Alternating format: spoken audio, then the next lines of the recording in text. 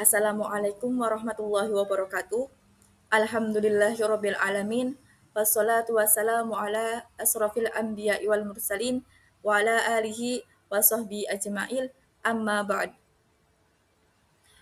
Yang terhormat kepada Bapak Rizky Abdillah, MPD, selaku dosen mata kuliah media pembelajaran. Pertama-tama, marilah kita panjatkan puja dan puji syukur atas kehadirat Allah Subhanahu wa Ta'ala yang telah memberikan kita nikmat Islam, nikmat iman, dan nikmat ihsan, sehingga kita bisa mengikuti pembelajaran pada pagi hari ini.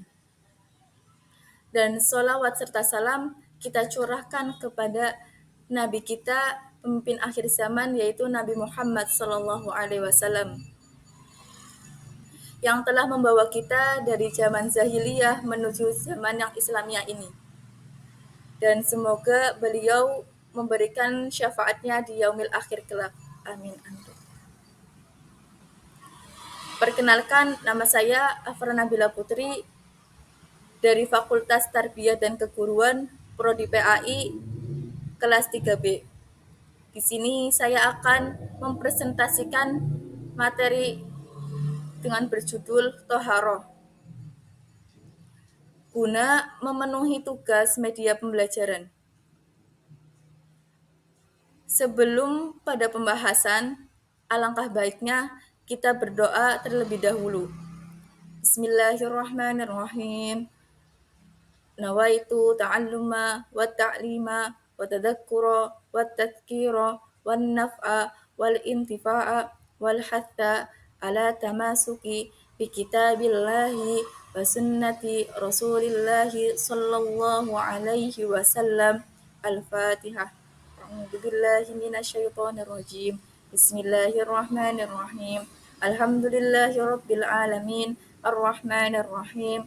Maliki yaumiddin. Iyyaka na'budu wa iyyaka nasta'in. Ihdinas siratal mustaqim. Siratal ladzina an'amta 'alaihim ghairil maghdubi 'alaihim waladdallin. Bismillahirrahmanirrahim. Rabbi shrah li sadri wa yassir li amri wahlul 'uqdatam min lisani yafqahu qawli. Langsung saja pada pembahasan yang pertama, yaitu mengenai pengertian toharoh. Toharoh, apa sih itu toharoh? Nah, toharoh secara etimologi adalah kebersihan atau bersuci.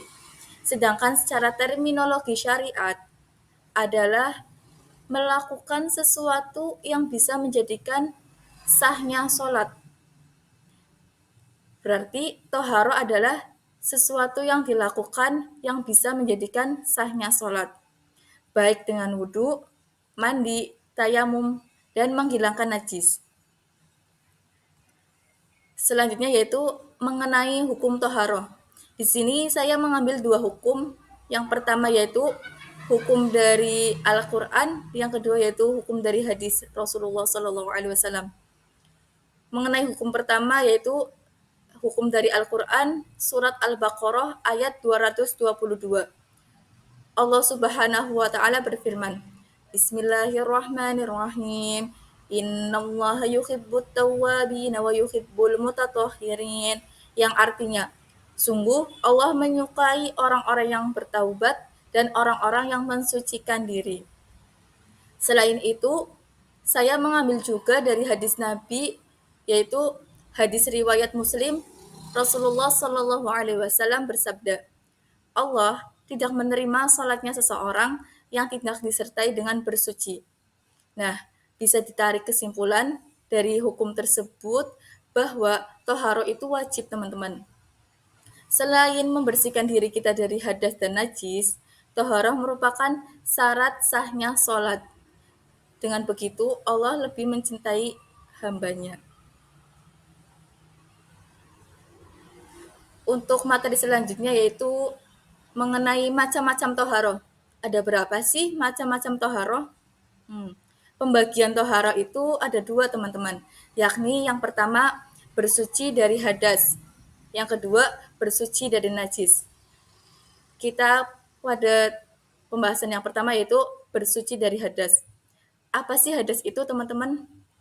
Hadas adalah keadaan atau peristiwa seseorang yang membatalkan wudhu seseorang sehingga seseorang harus berwudhu kembali agar memenuhi syarat sahnya sholat seseorang atau ibadah seseorang.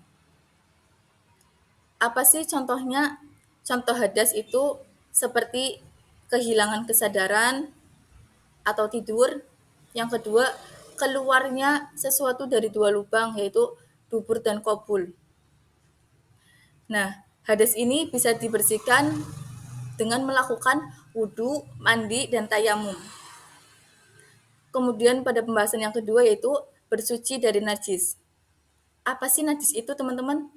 Najis itu adalah benda atau zat yang nampak yang membuat seseorang atau menghalangi seseorang dari bersuci, jadi sahnya sholat. Saya ulangin ya, bahwa najis itu adalah zat atau benda yang nampak yang harus dibersihkan agar tidak menghalangi sahnya ibadah seseorang atau sahnya sholat seseorang. Contohnya, nanah, darah, dan kotoran hewan maupun manusia. Jadi, ketika kita hendak sholat atau kita hendak beribadah, harusnya kita suci dari hadas dan najis, baik di badan, tempat, maupun pakaian kita. Untuk pembahasan yang selanjutnya yaitu mengenai alat-alat toharoh. Dalam melakukan toharoh, ada beberapa media yang bisa digunakan untuk kita bersuci, teman-teman. Seperti air, debu yang suci, dan batu untuk diinjak. Nah, dalam air ini sendiri ada beberapa hukum, yakni ada 5 hukum. Yang pertama, air mutlak. Air mutlak adalah air yang biasa digunakan untuk bersuci. Dan hukum air ini yaitu suci mensucikan. Jadi bisa untuk digunakan untuk bersuci. Contohnya, air mutlak itu air hujan, air sumur, air sungai, air telaga, air laut, air es, dan air salju. Yang kedua yaitu air mustakmal. Apa sih air mustakmal itu? Nah, air mustakmal ini adalah air yang sudah digunakan untuk bersuci, sehingga hukumnya suci tetapi tidak mensucikan. Namun, dalam hukum ini terdapat perbedaan pendapat para ulama. Yang pertama, air mustakmal ini dibolehkan untuk digunakan bersuci. Pendapat yang kedua, tidak membolehkan air mustakmal ini digunakan untuk bersuci, karena sudah digunakan untuk bersuci dan tercampur zat yang lain. Yang ketiga, air musyammas.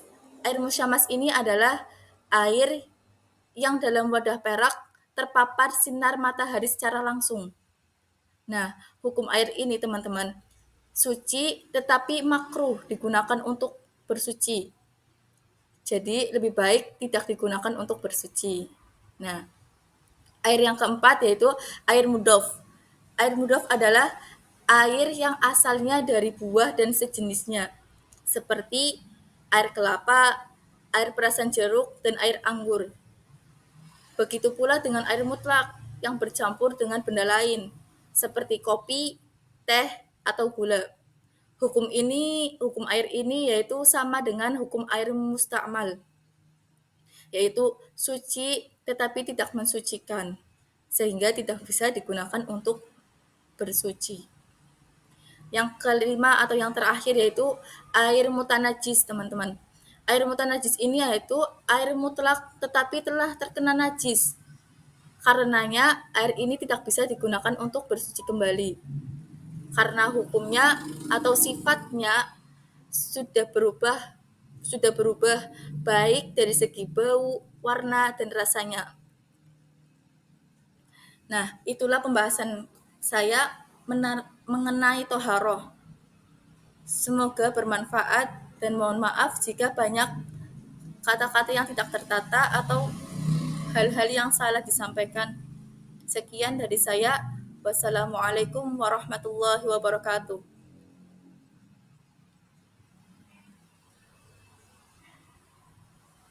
Terima kasih. Sebelum menutup pembelajaran hari ini, alangkah baiknya kita berdoa dengan doa kafaratul majlis. Now, subhanakallahumma wa bihamdika asyhadu an la ilaha illa anta astaghfiruka wa atubu ilaik. Dan istighfar 3 kali. Astagfirullahaladzim, astagfirullahaladzim, astagfirullahaladzim. Sekian pembahasan saya hari ini. Semoga bermanfaat.